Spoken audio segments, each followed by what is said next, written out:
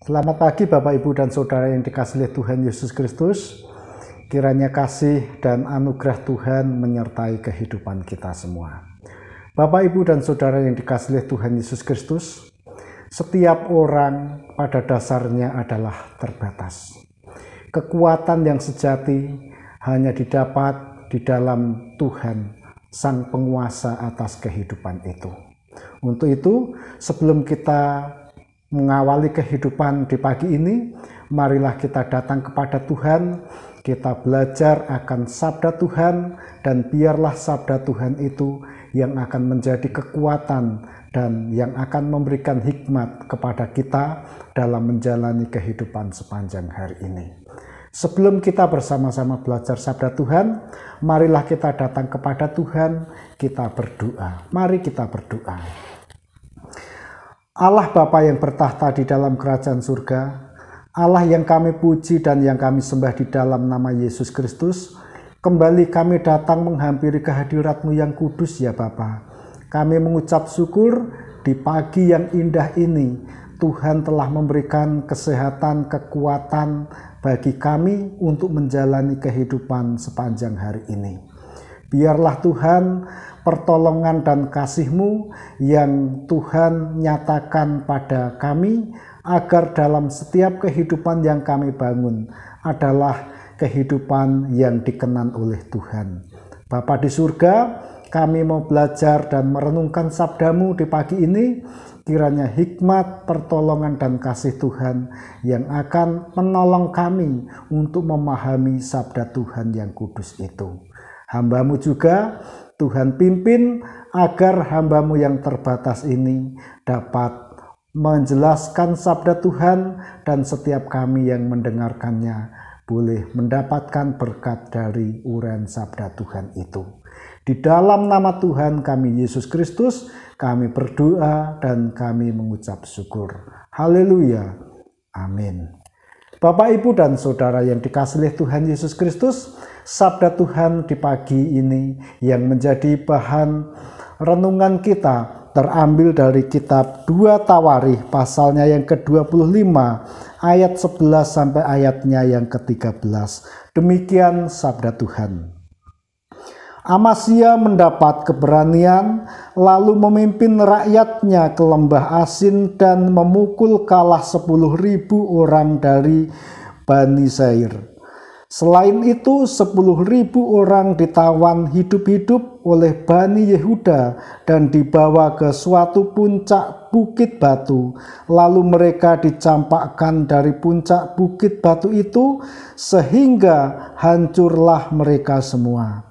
Tetapi orang-orang dari pasukan yang dipulangkan Amasya dan yang tidak diperbolehkan ikut berperang dengan dia menyerbu kota-kota Yehuda dari jurusan Samaria sampai ke Bet-Horon dan menewaskan 3.000 orang penduduknya dan merampas banyak jarahan.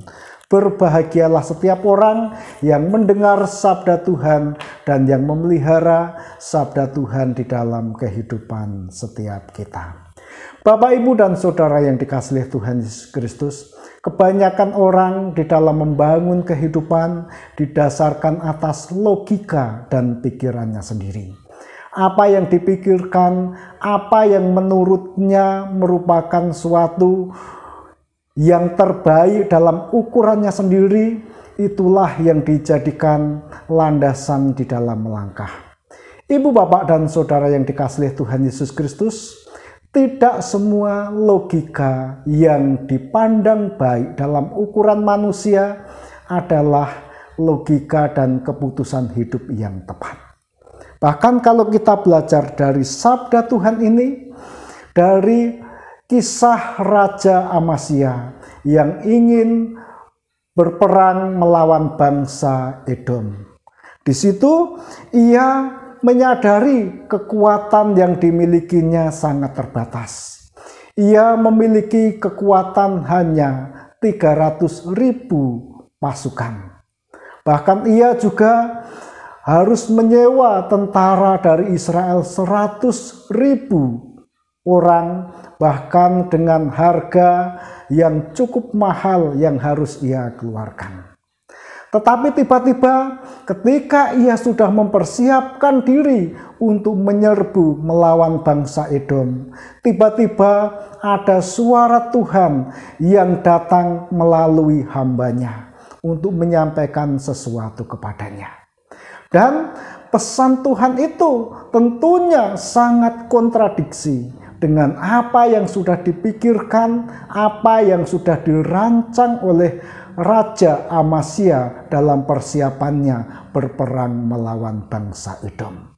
Bapak, Ibu, dan Saudara yang dikasihi oleh Tuhan Yesus Kristus, apa yang dikatakan oleh Tuhan melalui hambanya saat itu adalah supaya Raja Amasya membatalkan niatnya untuk memakai pasukan Israel yang sudah disewa dengan harga yang mahal itu.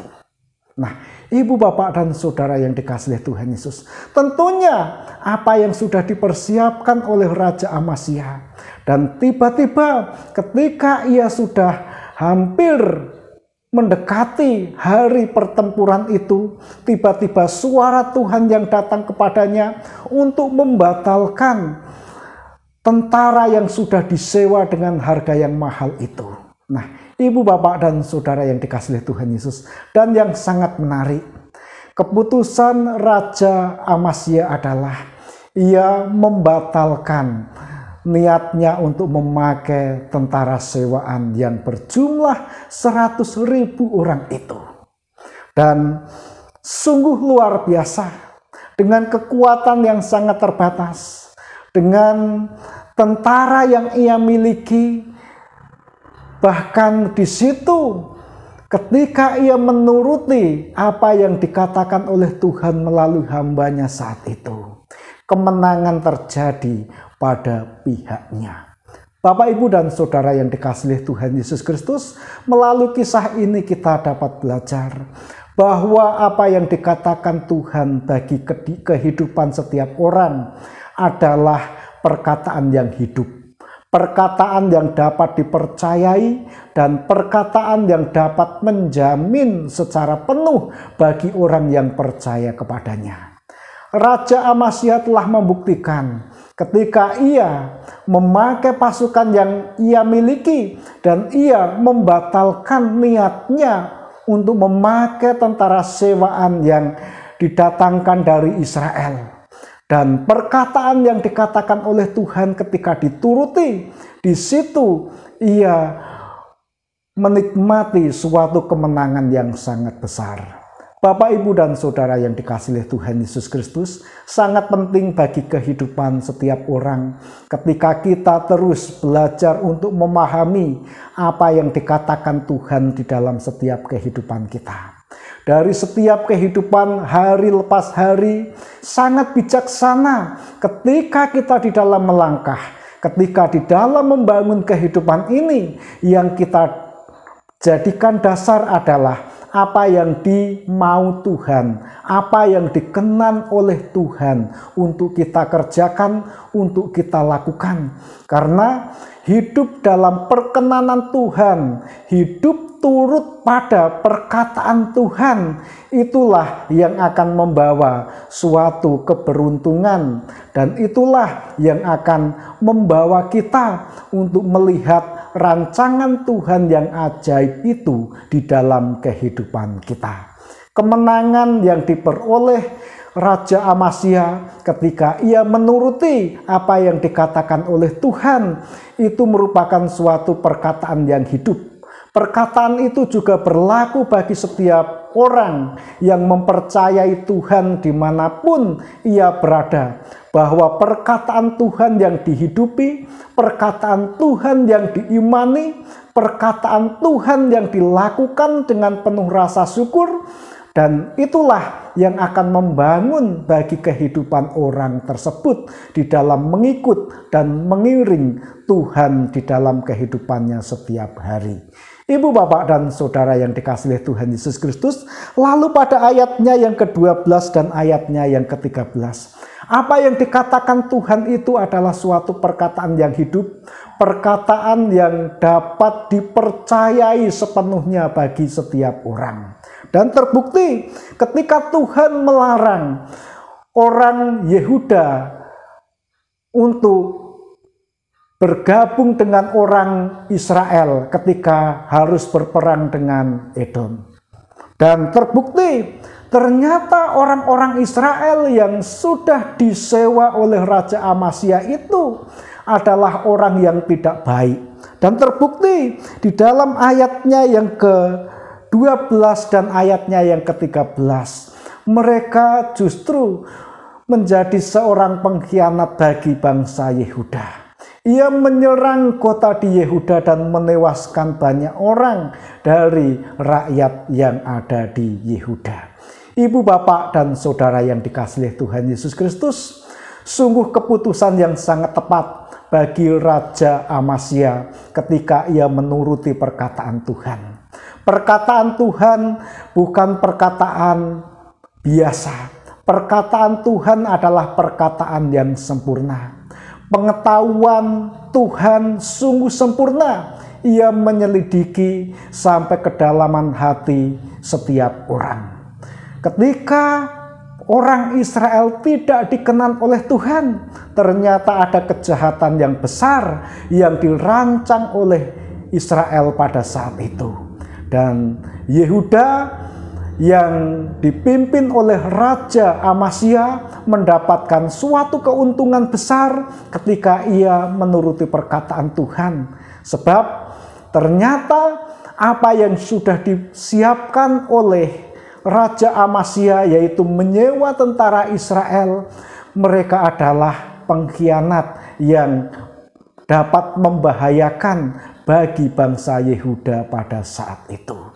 Ibu, bapak, dan saudara yang dikasihi Tuhan Yesus Kristus, bagi setiap orang percaya, ketika membangun kehidupan setiap hari, terus menggumuli sabda Tuhan, terus mencari apa yang dimau oleh Tuhan di dalam membangun hidup ini, adalah suatu keputusan yang sangat bijaksana. Adalah keputusan yang sangat tepat. Karena setiap orang yang membangun hidupnya yang dilandaskan pada pengenalan akan Tuhan, itulah kehidupan yang sejati. Itulah kehidupan yang benar. Dan itulah kehidupan yang membangun. Ibu, bapak, dan saudara yang dikasihi Tuhan Yesus, apa yang dikehendaki Tuhan bukan semata-mata seturut dengan logika kita. Bahkan logika kita terkadang sering menipu pada diri kita sendiri. Karena apa?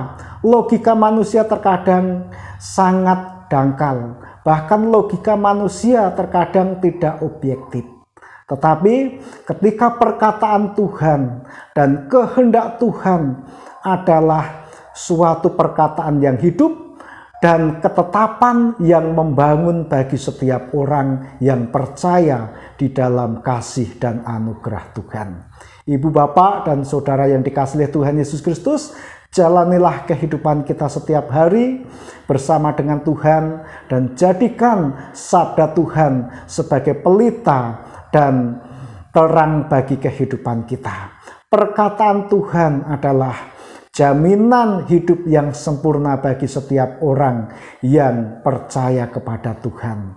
Selamat pagi, selamat membangun kehidupan bersama dengan Tuhan. Kiranya Tuhan memberkati kita semua. Mari kita kembali kepada Tuhan di dalam doa. Ya Allah, Bapa yang bertahta di dalam kerajaan surga, Allah yang kami puji dan yang kami sembah di dalam nama Yesus Kristus, kami bersyukur Tuhan buat sabda-Mu yang kudus, sabda yang Tuhan ajarkan kepada kami untuk terus mempercayai perkataan-Mu, untuk terus menghidupi kehendak-Mu di dalam setiap kehidupan kami. Dan biarlah kami Tuhan, manusia yang terbatas ini, dengan pertolongan dan kasih-Mu, kami dimampukan untuk memahami kehendak Tuhan yang sempurna, yang membangun bagi kehidupan kami ini ya Bapa. Tuhan, biarlah sabda-Mu yang sudah kami dengarkan, yang sudah kami renungkan di pagi ini menjadi kekuatan dan memberikan hikmat kepada kami di dalam membangun kehidupan kami setiap hari. Terpujilah Tuhan Yesus Kristus, nama-Mu kekal selama-lamanya. Haleluya. Amin. Selamat pagi Bapak Ibu, dan selamat beraktivitas. Kiranya Tuhan memberkati kita semua.